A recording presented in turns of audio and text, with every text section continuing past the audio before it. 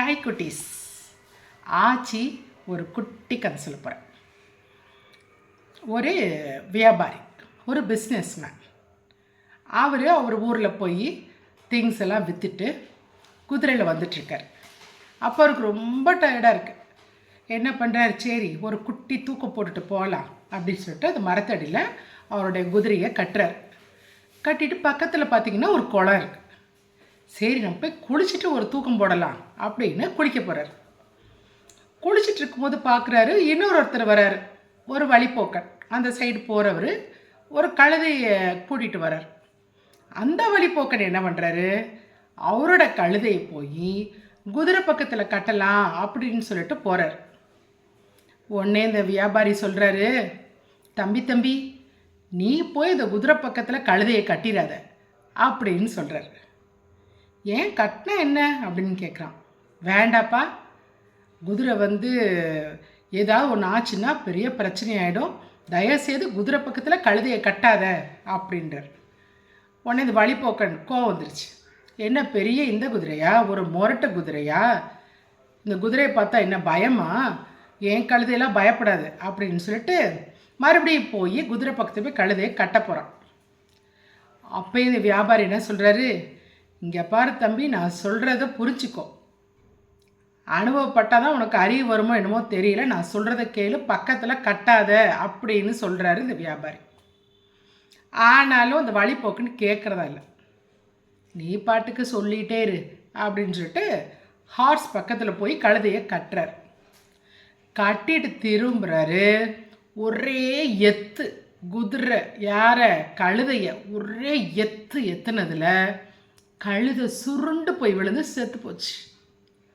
அவ்வளோ ஃபோர்ஸாக ஏற்றிருக்கு இந்த குதிரை. கழுதை என்ன பண்ணிடுச்சு, சுருண்டு போய் செத்தே போயிடுச்சு. உடனே இந்த வழிப்போக்கனுக்கு கோவம் வந்துருச்சு. பார்த்தியா, உன்னோட குதிரை தான் என்னுடைய கழுதையை மிதித்து கொன்றுச்சு, நீ தான் அது காரணம், நீ எனக்கு பணத்தை கொடு, என் கழுதைக்குரிய பணத்தை நீ எனக்கு கொடுக்கணும் அப்படின்னு சொல்லிட்டு வழிப்போக்கன் சண்டை போடுறார் இந்த வியாபாரிகிட்ட. அந்த வியாபாரி சொன்னார், நான் தான் சொன்னேன்லப்பா கட்டாத பக்கத்தில், என் குதிரை பக்கத்தில் கட்டாதன்னு நான் சொன்னேன்ல, நீ தானே கேட்கல அப்படின்னு. அதெல்லாம் கிடையாது, இப்போ ரூபாய் எடுத்து வைங்க, எனக்கு கழுதைக்குரிய பணம் வந்தே ஆகணும் அப்படின்னு அந்த வழிப்போக்கன்னு சொல்கிறார். இவர் முடியாது, அவர் மேலே என்ன தப்பு இருக்குது, அதெல்லாம் முடியாது, நான் கொடுக்க முடியாதுன்றார். வா அப்படின்னா ராஜாட்ட போகலாம் அப்படின்னு சொல்லிட்டு கரெக்டாக அக்பர்கிட்ட, கிங் அவரோட அரண்மனைக்கு போகிறாங்க.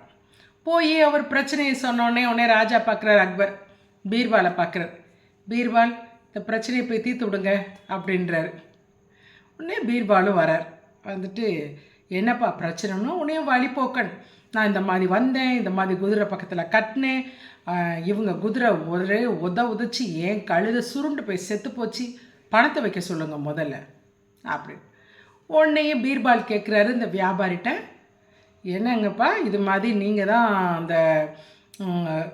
தான் அந்த பக்கம் அந்த குதிரையை கட்டினீங்களா, இந்த கழுதை உங்கள் குதிரை எத்தி தான் கழுதை செத்துச்சா அப்படிலாம் கேட்குறாரு பீர்பால். வியாபாரி அமைதியாக இருக்கார், ஒரு வார்த்தை கூட பேசலை. மறுபடியும் வழிப்போக்குன்னு கோந்துச்சு. பார்த்தீங்களா உம்முன்னு வாய வச்சிட்ருக்கிறாரு, பதில் பேச மாட்டேங்கிறாரு, அவர் மேலே தான் தப்பு இருக்குது, எனக்கு ஒழுங்காக ரூபாய் கொடுக்க சொல்லுங்கள் அப்படின்னு சொல்லிட்டு வழிப்போக்குன்னு ரொம்ப பேசுகிறார், திட்டுறார்.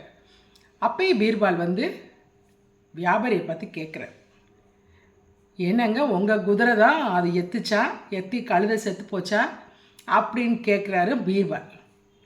அப்பயுமே இந்த வியாபாரி அமைதியாக இருக்கிறாரு, பதிலே சொல்லலை. உடனே வழிப்போக்கனுக்கு ரொம்ப கோவம் வந்துருச்சு.